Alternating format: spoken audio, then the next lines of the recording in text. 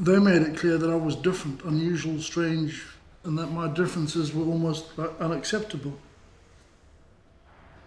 I think also that a lot of it is about choice. You know, I made the decision to go into the pub, to get the drink, to pay for it, and drink again, to drink again, and drink and drink and drink. I made that choice. I made the choice to go to the kitchen to get a knife to attack the person, because I didn't have a solution. It just didn't occur to me. I wish I had, but it didn't.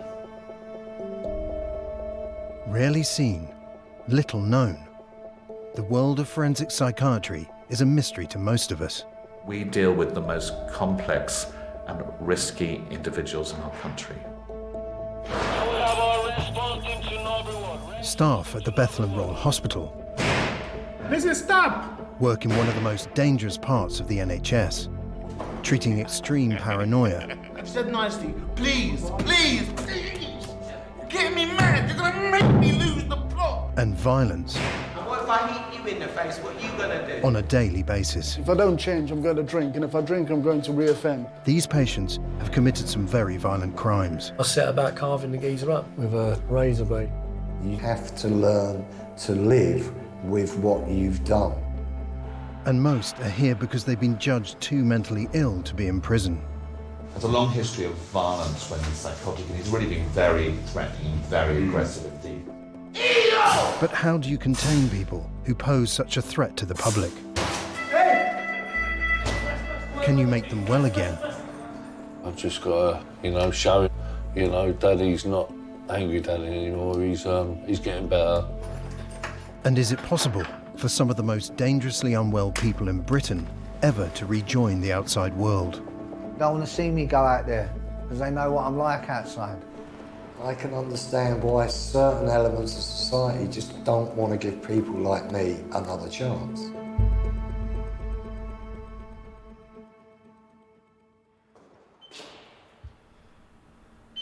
The Bethlehem Royal in South London houses 120 mentally disordered offenders. A bed here costs 4 times more than one in prison.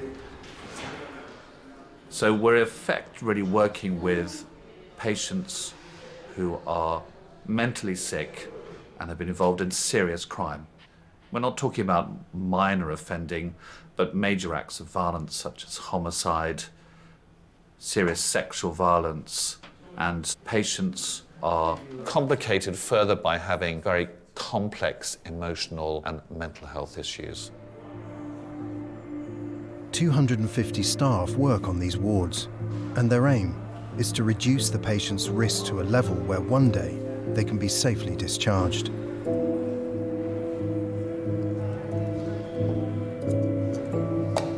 Oh, mate, thank you. A great majority of offenders will be discharged at some point, but the time taken to achieve that discharge might be one of a few months through to even perhaps many years, even a decade. James came to the Bethlehem Royal from prison 2.5 years ago. For the last month, he's been allowed to venture outside the locked doors of the wards. This is River House. This holds about 8 wards, 6 to 8 wards, all different illnesses, acute, all different, you know what I mean, yeah? You've got to be on buddy, you know what I mean, yeah? Got to be on a tagging system for like, I don't know, 6 months to 8 months. It's baby steps at a time, but it's all progression, A couple of months, I could be up the high road with an escort, looking for voluntary work in the community. The word's my oyster, it's what I make of it. James is serving a life sentence for committing a violent attack while in prison. He's been diagnosed with borderline personality disorder and has been undergoing long-term psychological therapy. A lot of this is like, therapy work, folders and folders and folders, and this is all about my history, where I've gone wrong, you know what I'm saying, yeah? It's just working, it's just working through things to help me improve my chances of making it out there, do you know what I mean, yeah? So he's completed the main treatment programme on the unit. Although he's made quite a lot of good progress, he Certainly has been involved in quite a few incidents in the ward. Been verbally abusive, made threats to kill, really quite serious incidents. I'll give you a shout when we need to lock it, yeah? No, that's fine. And I think the difficulty that we have is trying to reconcile the fact that he's saying he wants to change and that he's keen to continue to work with the fact that he's continuing to engage in that kind of antisocial behaviour. Lovely, mate. Cheers. Antisocial behaviour, to me, I'm 45, so let's just say I've had, at the age of 15, I've had 3 decades of it. That's not something you can just discard and put away overnight. Rome weren't built in a day, you know what I mean, yeah? Antisocial at the time, behaviour to me was my identity. It was about who I was, you know what I mean, yeah? To put it down and just say, right, I'm not gonna be this way anymore, it don't happen that way. Do you plan to get out of here? Yeah, absolutely. You know what I mean, yeah? This painting here, which I finished a couple of days ago.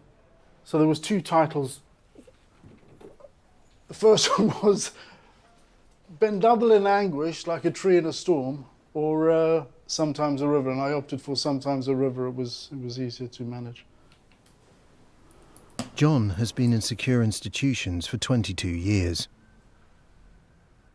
Growing up in Zimbabwe, he had corrective surgery for a rare birth defect.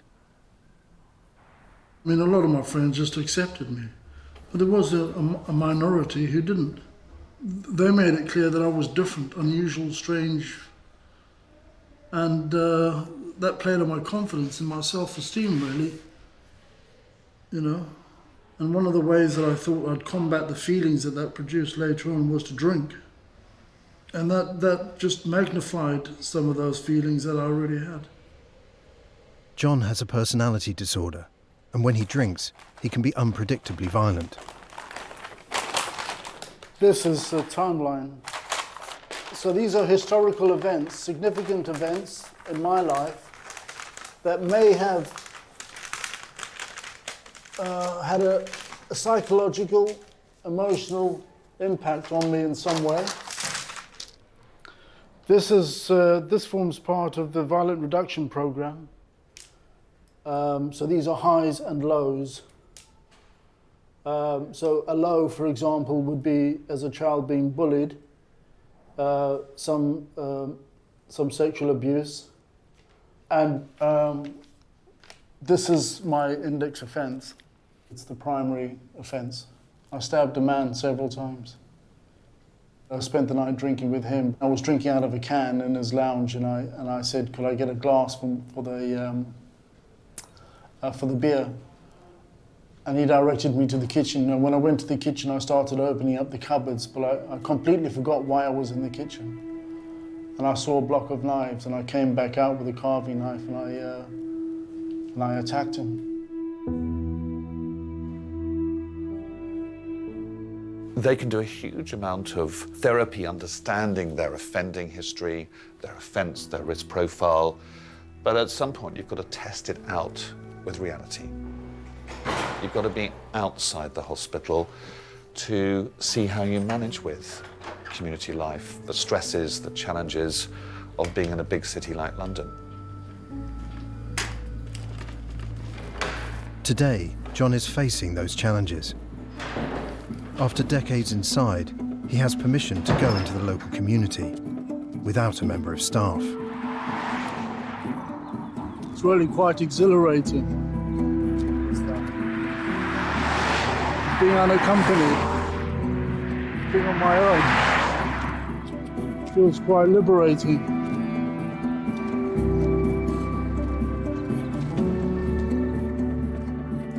Everyone's fascinated by the concept of extreme violence, murder, mental illness.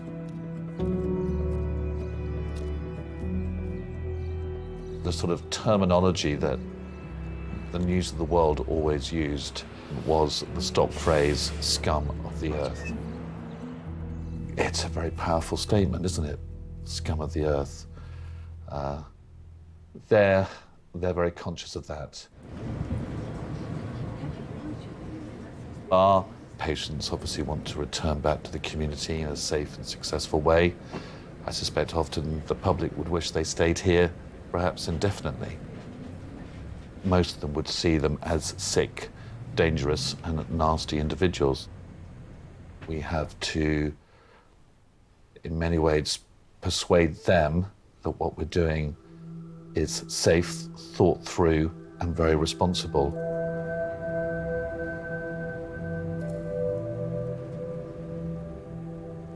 I might experience anxiety, and I do every day, but there are varying intensities and depths to that. And most of the time, it's just, it's manageable. It's just, it's okay. I'm okay. If I'm okay, you're okay. We're okay. We're all right. Random things will happen. That's life. It just feels unmanageable. That's me, my mind playing tricks on me. So I don't engage with that.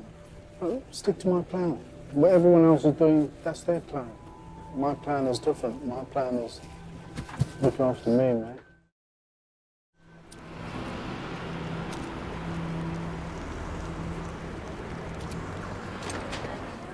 One of his problems is that when things don't go according to plan, or when others make mistakes, or when things are unpredictable, he gets very stressed, very anxious. And in the past, he has coped by drinking alcohol, taking illicit drugs. That would lead to a risk of violence to others.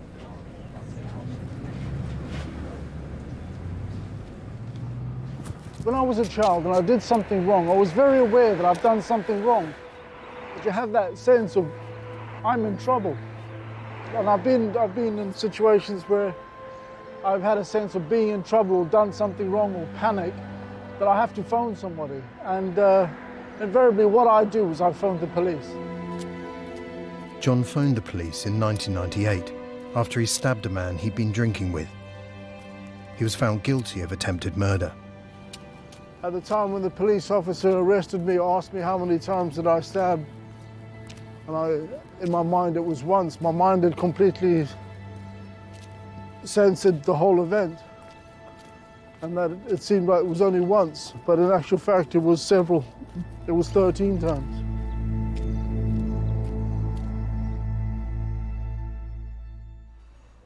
Hello, Ugo, it's Helen Bristow here. Tony, is he up and about? He was supposed to be ready, I think. I've got to go through his risk assessment. Hi, Mike. Can you just do us a favour? Is Tony, is he up and about? The Bethlehem Royal Hospital treats mentally ill offenders who pose a risk of violence. Today, ward manager Helen is getting a patient ready to see his clinical team. They want to decide if he's safe to go outside the hospital on his own. Oh, good heavens. Tony, are you decent? Hi. Do you remember we spoke about it yesterday? It's 2:15 in the afternoon. Just let's get up and about. As I don't think it looks awfully good, you spending all day in bed, really. So, come on, let's see some action. All right, lovely. Thanks very much, Mike, that's great. Tony's been in and out of secure institutions since he was 18. He's been diagnosed with a personality disorder and paranoid schizophrenia. Tony's got a risk of aggression and violence when he's unwell. And when he's unwell, he does tend to use illicit substances. And so when he uses these substances, he becomes even more risky. He has attacked staff on the ward. And then when he's out in the community previously, he's attacked people when he's been unwell and under the influence of substances. I reckon we should all have a fight. I'm not a lad. We've got a total of 36 convictions since 1997. That's quite a high number. Oh, yeah. What's this world coming to, eh?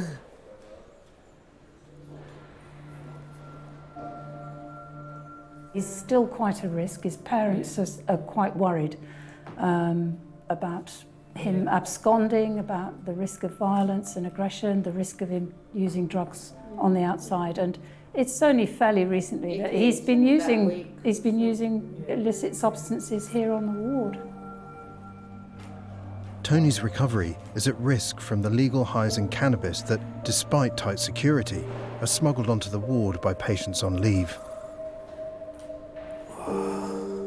Tony has a great difficulty in understanding the dangers of drugs and of how those substances change his mental state and turn him into somebody who we would consider dangerous. To be fair with Tony, he has been trying. He's certainly making good improvements, but I think it's just a little step too far to give him unescorted leave at the minute. You could have done with a shave, but never mind. I don't know why you're languishing in bed for. Got no toothpaste or nothing. Well, I will get some. We shall organise it. Why on earth didn't you tell me that yesterday? He has no concept of the fear that has been engendered in his family and people around him when he becomes angry or aggressive or violent. Let's see him then and see what he says. So our job is to try and help him understand what he needs to be before he can get that unescorted leave. First of all, what I'd like to say is that in general, I think we're all agreed that you've been doing really well, and we're all working towards you eventually being discharged from hospital. But I think it's a little bit too soon to think of unescorted leave. The best thing that you can do is carry on with your medication, carry on with the groups, and the biggest message I can give you is to stay off the legal highs or the drugs. Yeah? Yeah. All right. Yeah, I've got to pull on through. I've got to continue not to. I've got to not fight no one. I've not got to get myself into no bother, keep myself to myself, mind my own business, and get along slowly but surely. Yeah, and take it in respect that the people around me are trying to help me, and I'm trying my hardest to cooperate. But there is times I am turning against the staff and thinking, what shall I do? What shall I do? What shall I do? But when it goes quiet and no one explains to me, I don't know how to continue. You know. Stay off the legal highs. So stay off the cannabis. Yeah, that's right. Yeah.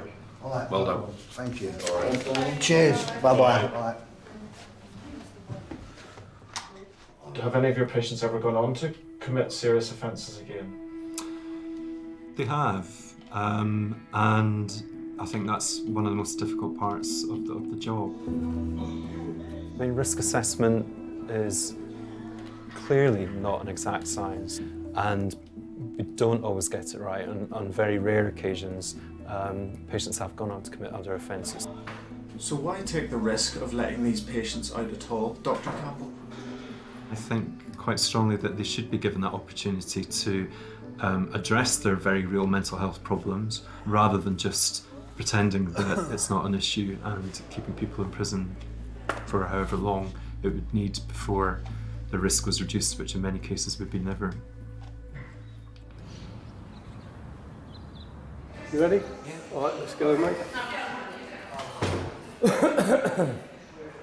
We're going to go over to the patient's cafeteria so I can just get myself some. Because of his sentence, James's first trip out of the hospital must be approved by the Ministry of Justice. So for now, he can only look at the outside world from the perimeter fence. I try and go up there a couple of times a week just to sort of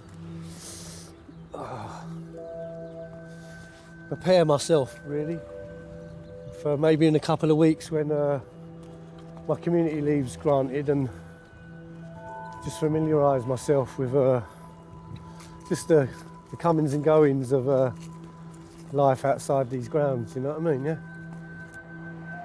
A world carrying on, you know what I mean, yeah? A world getting by without me in it.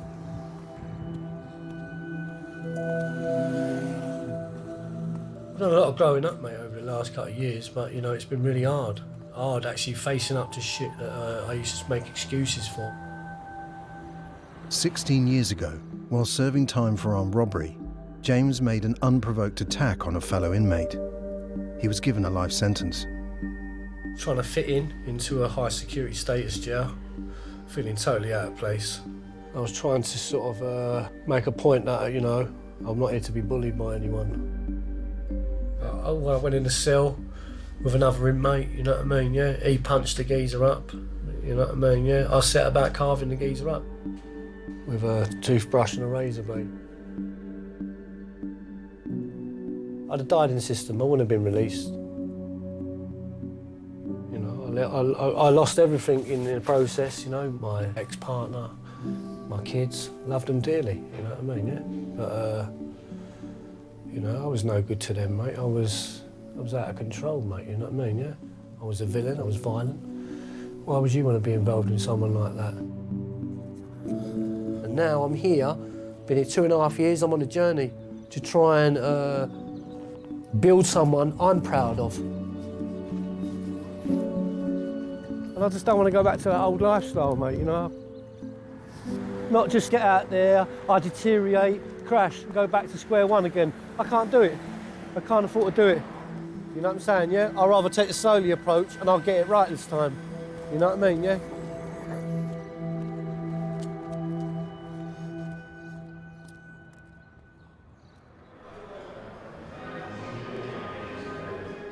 So what have we done today to get you ready to go out? I've had a shower. Yep. I washed my clothes last night. That's it.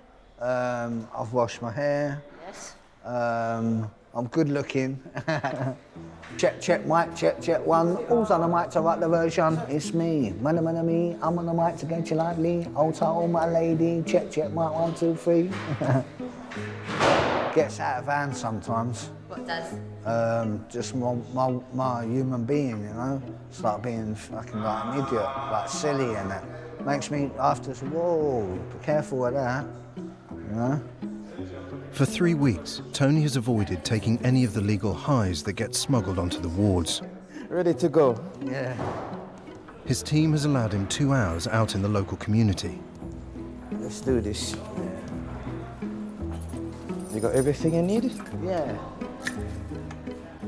But he won't be going on his own. Why?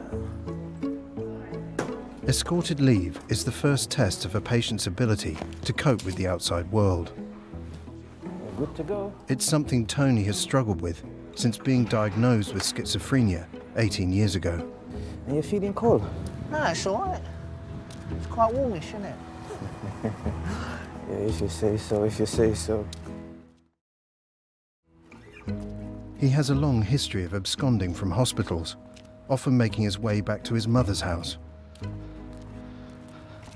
Now you know why I need one-to-one supervision, you know what I mean? Yeah, why? Because I wander off, I go on my own missions, you know? Someone's got to stay with me, you know? I don't mind it though, because it helps me out, you know? Yeah, it's true. It makes me feel 10 times better about yourself, you know, when you feel like shit and that. Yeah. In the past, there have been physical attacks against his parents. Tony's turned up at 3, 4, 5 o'clock in the morning, started throwing things at the windows, trying to gain entry into the house. There's been a lot of fear, a lot of anxiety. And I think at the moment it's the first time that his family have felt safe, knowing that he's in a secure hospital and that he can't cause them any more distress. I would have made it once upon a time, but I fell unwell, you know? Yeah, you're getting better now. Getting better, yeah. It'd be any time, 2 in the morning, 10 o'clock at night. Early hours, Tony'd be walking up and down the street, calling me, and I used to block it out, try and block it out. I used to go into the kitchen and stand out in the kitchen so he couldn't have no contact of seeing me. What would he shout? Mum, help me, help me, help me. Heartbreaking. Heartbreaking, knowing that you've tried in your power to do what you can. And it's just heartbreaking. Doing this is just going to be able to tell that I'm doing all right, you know? Yeah, you are, yeah. I'm doing well and that. Schizophrenia is a chronic condition There are all sorts of psychological treatments that we can employ to try and help them live with those symptoms and cope with them as best they can. But we do have to be always aware that we have our limits too. And that's very difficult to come to terms with. That maybe we've achieved the best we can, but somebody is still unwell. Is it all right? Go now? Oh, no. I don't eat bacon. We have to continue to try, but I think it's a case of balancing always the risk to the public. And it may be that some people can never leave hospital. This is what I have to cope with. It's a drama. Why is it a drama? Oh, look at his boots, you know what I mean? That's just... They've got mud all over them, mate, from yesterday. You can't wear those. John's been living under lock and key for 22 years. I can't wear those, mate, you know. Now, he's been judged safe enough to take daily trips into the local community without an escort. I mean, we all struggle in this. I struggle. I have, you know, everyone has difficulties, don't we? We've all got difficulties. You know what I mean? Anyway, you know.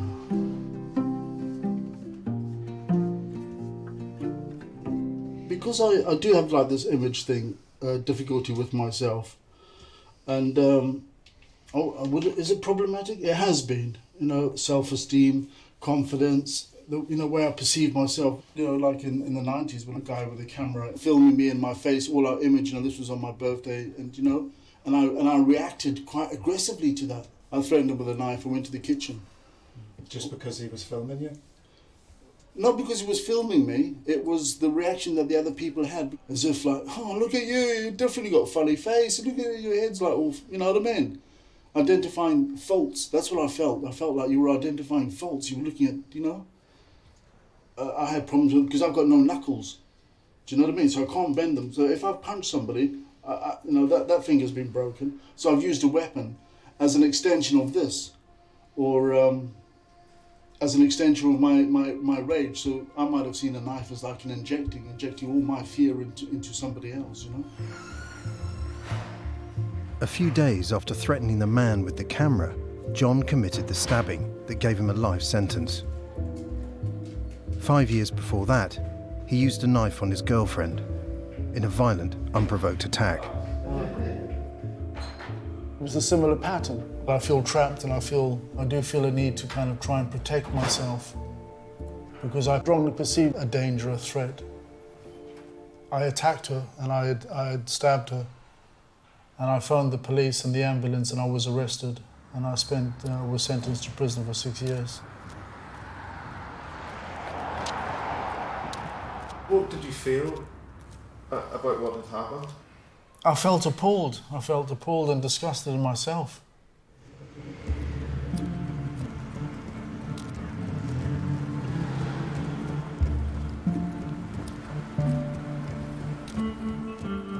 The crimes our patients are involved with are very serious. They're very tragic. They're often extreme. 22. Because of the graveness of their crimes, they won't achieve this thing called atonement, which is almost a sense of self-forgiveness. Our job as a team is to somehow help them bear the enormity of what they've done. And that's a really compelling, but also very complicated piece of work. I think it's about this process, you know, it's something meaningful and real has to happen, you know, that there has to be like a genuine change. There has to be some understanding about, you know, these events, however difficult they are and painful they are, is to understand why these things happen. This is why I'm in a hospital, and this is why I'm trying to, you know, make amends in some way.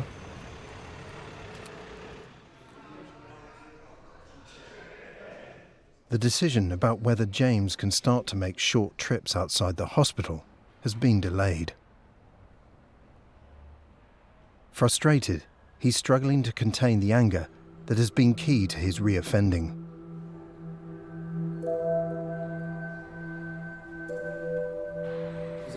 liberty, proper liberty, bruv. You haven't been here in more shoe shakes, mate, and you're trying to change your rules and all that, you know what I mean? It's diabolical, bruv. It's about coming in alignment with what other... Listen, other this board's been running for the last 4 years very fine without any interference, yeah? No, hang on, let me finish before you jump on, because I'm left on the wayside time and time again. Do you know how this reflects to... One of the difficult things with James is the way that he was treated in his early life. I mean, a really terrible history of neglect and abuse, one of the worst that I've seen. My personality disorders, yeah? I'm not liked, I'm not, you know, and this all feeds back into, like, why don't I fit in? Why don't I being chosen part of this team? He's not had the opportunities in his early life to develop an idea of how to relate to people, what relationships are for. And I think those difficulties have really been closely related to his offending behaviour. I'm surfing the urge because, like, internally, I want to scream and shout. That's like part of borderline, you know? It's like unjust. It's like, but I just have to just ride with it, you know what I mean, yeah? You're like a pressure cooker, and it could be the slightest little thing that sets you off and you're sort of really unrash, you know.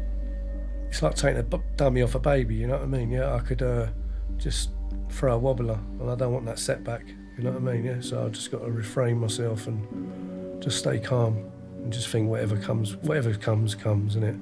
I'll deal with it. You know, life's passing me by, mate, you know what I mean? Yeah, you know, I'm anxious to sort of just get some form of normality, normal life. I'm like a dog at the lead at the moment, trying to, you know, gnaw it off, mate. I want to get out there and sort myself out, even though I've got a lot of anxiety problems, but I just want to get out there and get my life back on track, mate, you know?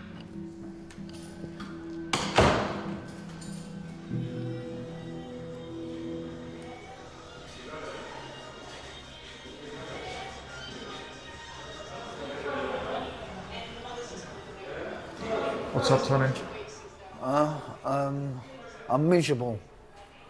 I've got the hump, I'm pissed off, and my hormones are playing up.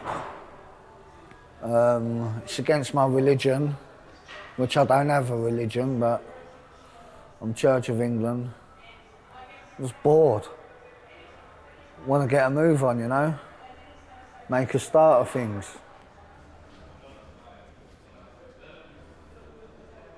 Common misunderstanding is that it's an easier option being forensic psychiatric care compared to them being in prison.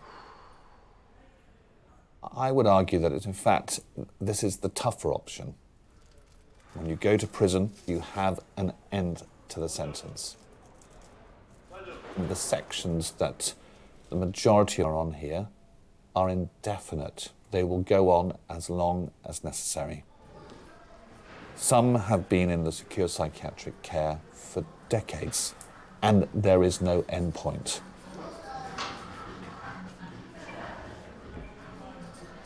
Oh, mate, I've got to come out of here, mate. As far as I'm concerned, I don't even know what I'm doing here, mate. Ain't done me no favours, mate. And that's why I'm losing my temper. I want to get out of here, mate. I've got a life to live. I've got a daughter to look after. This is like being in a cemetery. This is like being in a funeral parlour, sitting here laying, and they're all looking at you thinking, fucking hell, what's wrong with this div? They want me sent back to prison. They don't want to see me go out there because they know what I'm like outside. I'm laying on this bed, I'm laying on this bed holding my head together, holding all my body together. Know what I mean? I'm suffocating. I'm suffocating in the building. How much more do they want from me, mate? I can't do nothing more, can I?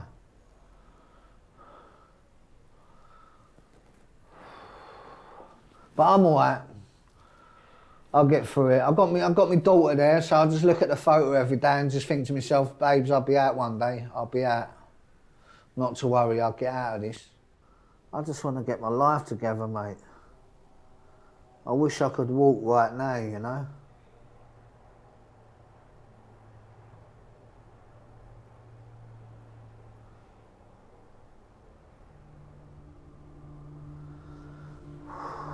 I wish I could walk.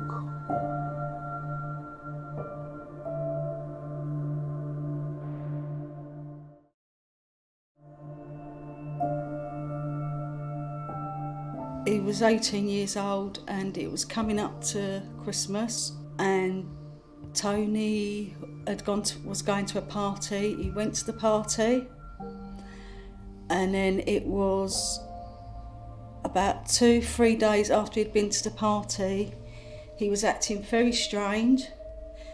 He kept saying all weird things that was happening. I thought, this ain't right. He's took something. He has definitely took something. And he said all he kept, it was, help me, mum, help me. And he just went down on the floor, help me, mum, help me, mum. Sorry. I said that we need to come to the hospital. And so I took him up to the hospital and they sectioned him there and then for 6 weeks. And I'd lost him.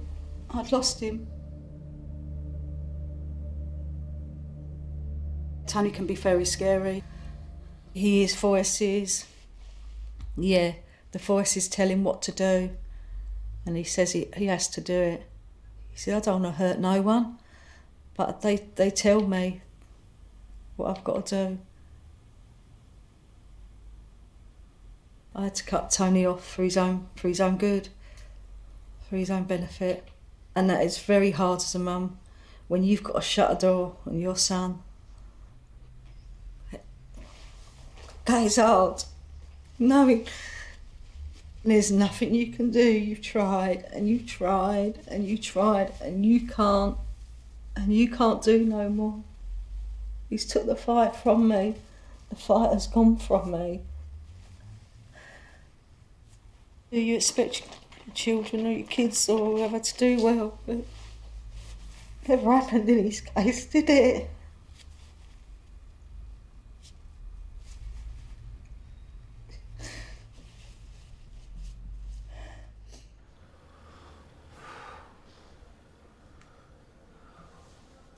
Should we make a cup of tea? Keep it up, yeah? Giss a pill. Giss a pill, wake me up. We'll be all right.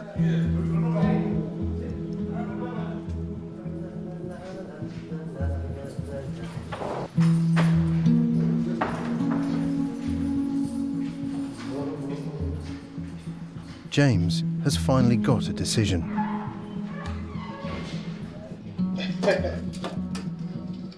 His escorted leave to the local town has been approved. He hasn't been allowed outside an institution in this way since he was arrested for robbery 17 years ago.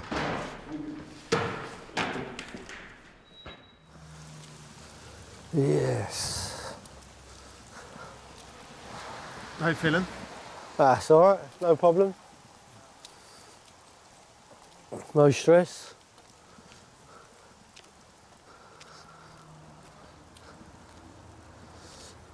Eight weeks of non-smoking, you know what I mean, yeah? He's about to just go down the pan. Oh, gosh.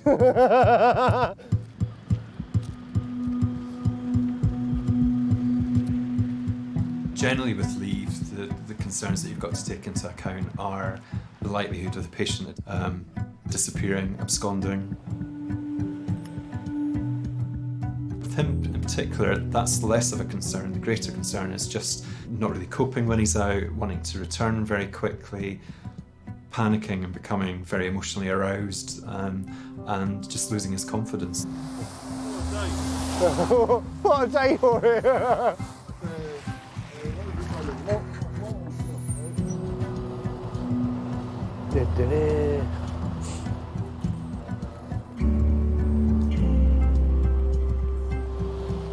It's nice to be out of a bit of normality in that guy, yeah? Just seeing the world go by, you know what I mean, yeah? Away from the ward, you know what I mean, yeah?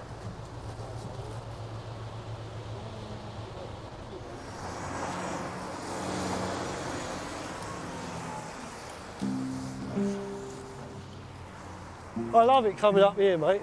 Bundles. Yeah, it's just a different pace of life out here, isn't it, you know? At first when I come out, I was quite bricking it, you know. Felt really unusual. I'm on leave, I'm on tag, I'm all the different aspects to it, do you know what I mean, yeah? It's like, but you just ignore it. At the end of the day, nobody don't know who I am, what I'm doing, you know. I'm just mingling in like normal people do. I am normal, you know what I mean, yeah? I've got personality disorders, doesn't mean I'm a raving lunatic. Do you know what I mean? It's all good, mate.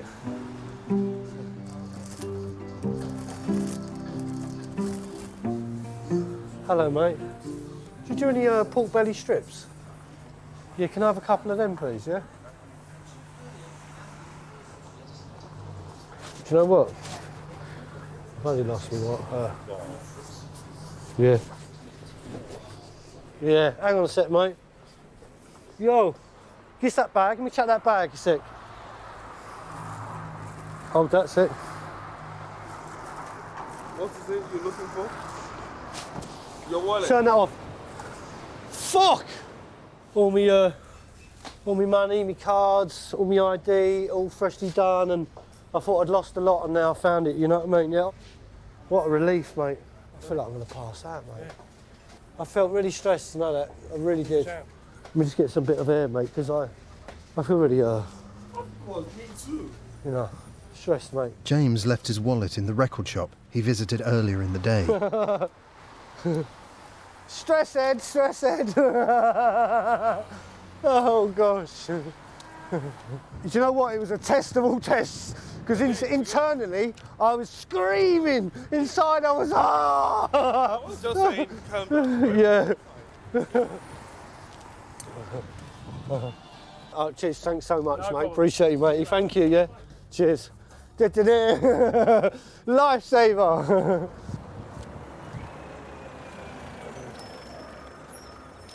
He's got a long way to go before I think he's ready for more extensive community leave and even beginning to think about unescorted leave. I think that's a way off. He could be moving on in the next year to 18 months. But I think that would be best case scenario, and I think he sometimes underestimates how difficult it's going to be.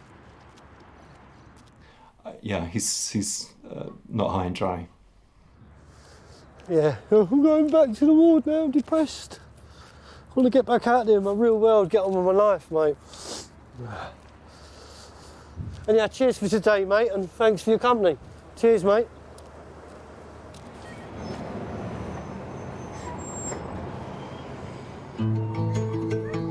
As the prospect of being discharged from the Bethlehem Royal becomes real, John has started to look for voluntary work.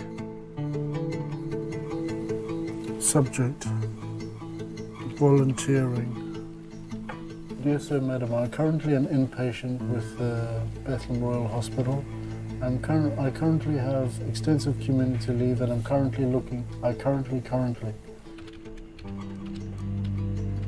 I'd be grateful if you could let me know of any positions you have. Paragraph, yours sincerely, send.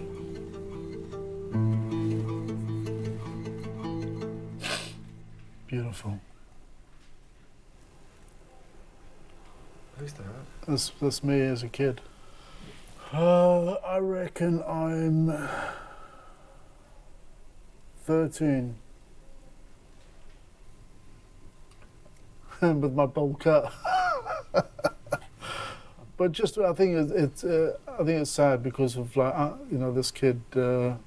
He's not smoking. He's not drinking.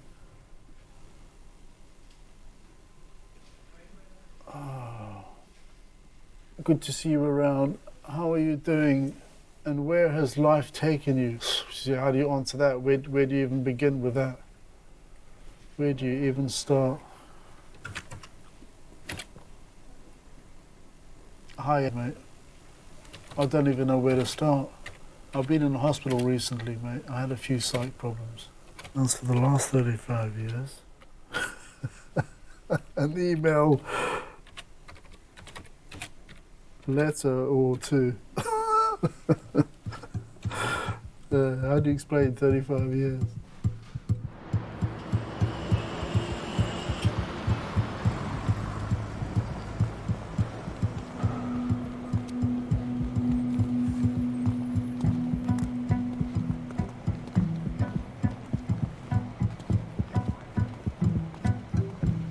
Doctors are about caring, and I take pride in the fact that I'm working with a group of patients who are probably the most dispossessed, sidelined, rejected in society. Shame and isolation for patient increases their risk. If we tackle that effectively, compassionately, we reduce the risk significantly.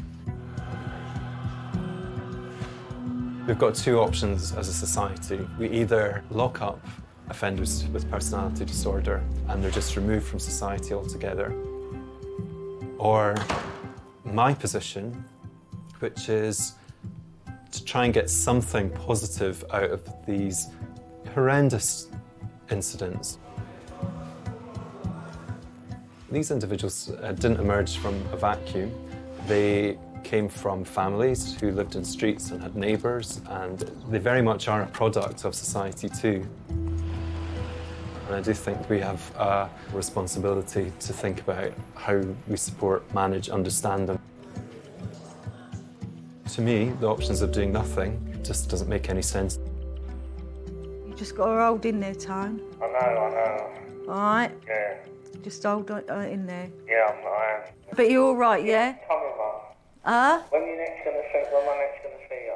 Tony, you know the rules. It's once a month. Once a month. Yeah. Okay? Right then. All right then, and I'll speak to you soon. Right then, love you. All right, love you. Love you, Mum. Bye. Bye.